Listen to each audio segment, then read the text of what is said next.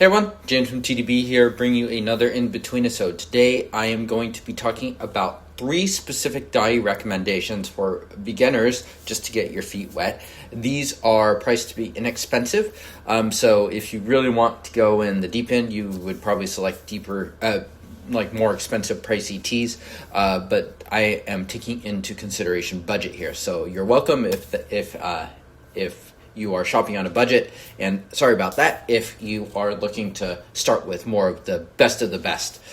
So I think for Dayi, you really do want to get examples with a decent amount of age.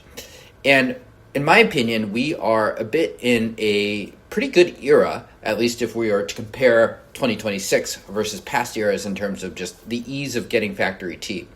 Back when I was getting started, boutique tea was really kind of the central focus of a lot of different brands.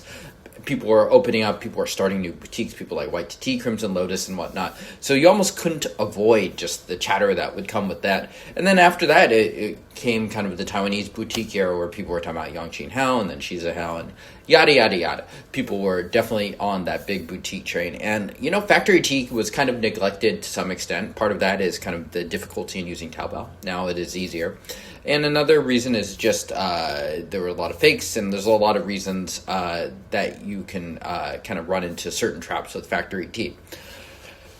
I think things are a lot better now. Taobao is easier, and I think another big turning point is the opening of quiche teas, which is basically just drop shipping Taishan He, and this just makes things much, much easier. So all 3 of these recommendations are currently on quiche teas.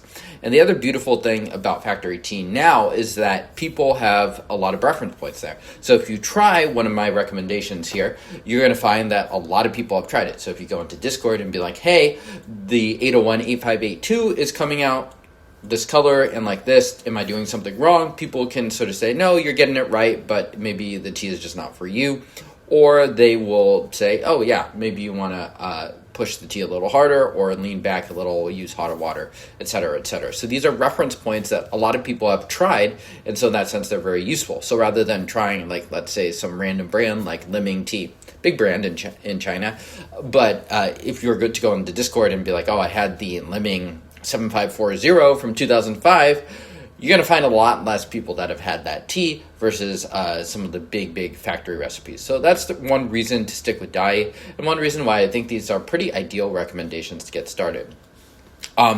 Unfortunately for these, it is hard to find samples. I do highly recommend beginners, if they are available, check out the quarter cake set from Teas We Like. Quiche Teas has also done those in the past. I don't know if they're coming back or not. They tend to be very, very popular, so I think they have a hard time just kind of satisfying that demand, and so I don't know if it's a labor issue or whatnot, but they tend to sell out very, very quickly. So if they are available, great, you should absolutely do that.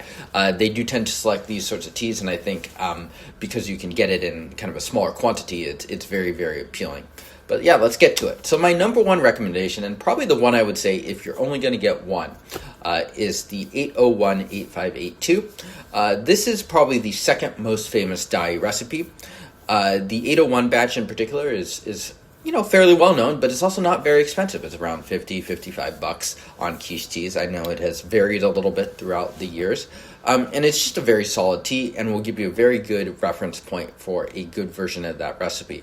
Alternatively, you could go to the 2006 one. I think this one's a little more controversial. It's a little brassier. It's a little sweeter. I like it quite a bit. I drink that one regularly. But the 801, I think, has a little more of the classic appeal and is a little bit closer to the 2005s, which are much more expensive. So that's one reason to not recommend the 2005s is they are pricier. They're also harder to find. I'm trying to choose teas that are very accessible, and the 801-852 is absolutely that at this moment. Very easy to find. It's been sold by Teas We Like in the past as well. So really solid tea, good representation of just mid-age Dayi. It's almost 20 years old at this point, so just a good pick. Now, next up, I had a really hard time choosing between these two, and I'm choosing a 7542, and it's the 2006 601 that Quiche Teas sells, and the 2010. The 2010 is the better bang for your buck. It's around $50 or so, and it's a decent tea. you're going to find differing opinions on this. I think I like this a little bit less than the norm. I wish it was just a bit stronger, a bit more pungent and a bit stronger, which is why I would personally recommend the 601-7542, despite being about twice the cost. Really, and even the 601 people, and this is why the 8582 takes my number one recommendation slot, because the 7542, it's a little bit more challenging to choose which one to get. Really, people want to get the 502, but that one is both not available and considerably more expensive than those. So this is why we're kind of resigned to slightly lesser options, but I think they're both okay. And I think if you're certainly a beginner and just trying to get your baselines and your benchmarks and stuff like that, they would both be serviceable. So if you want to go for the more inexpensive option, I think the 2010 is perfectly fine. If you want to try for something that's a little bit more kind of mid-aughts and stronger and kind of sits between that ground of what 7542 would become and what it used to be, the 601 I think is pretty good. It's not as good as the 2005 versions I've had, but it's not bad, and I do think it, at least somewhat resembles those, a little bit closer than the 2010. So if money is no cost, I would definitely say go for the 2006. Last up, how can you choose something with Dayi but a ripe? Dayi is very well known for ripe. They're one of the creators of ripe just in general. And so going to go for the 7572. Again, if you're budget conscious, you could go for the 2010. The 2009, though, is considerably more well-liked. So I'm going to recommend that one. So if you want to just do the $50 options and spend like $150-ish plus shipping and get 3 cakes, I think that's a pretty good, solid order to get started. Plenty of time to get reps with the 801, the 2010, as well as the 2009 7572. And 7572 is one of the very, very classic Dayi ripes.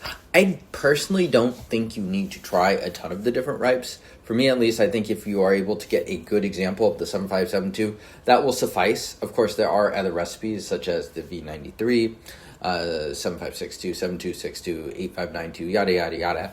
And they do have some distinctiveness to them, but in my opinion, it's a little bit less. And I think people tend to view ripe as an inherently more casual category, which is why I will give just one ripe there.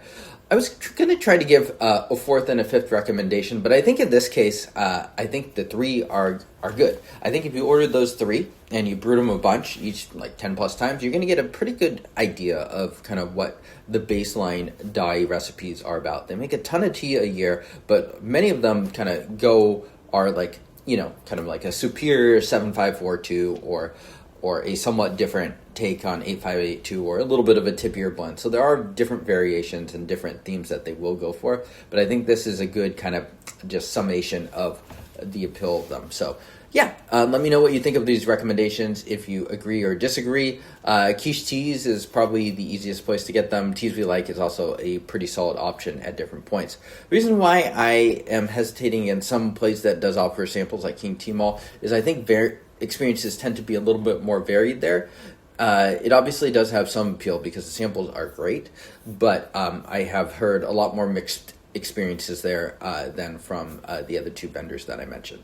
So yeah, that should explain at least kind of the viewpoint of where I am coming from. So thank you all for tuning in. Let me know if you like this video, and I will see you all next time. Cheers.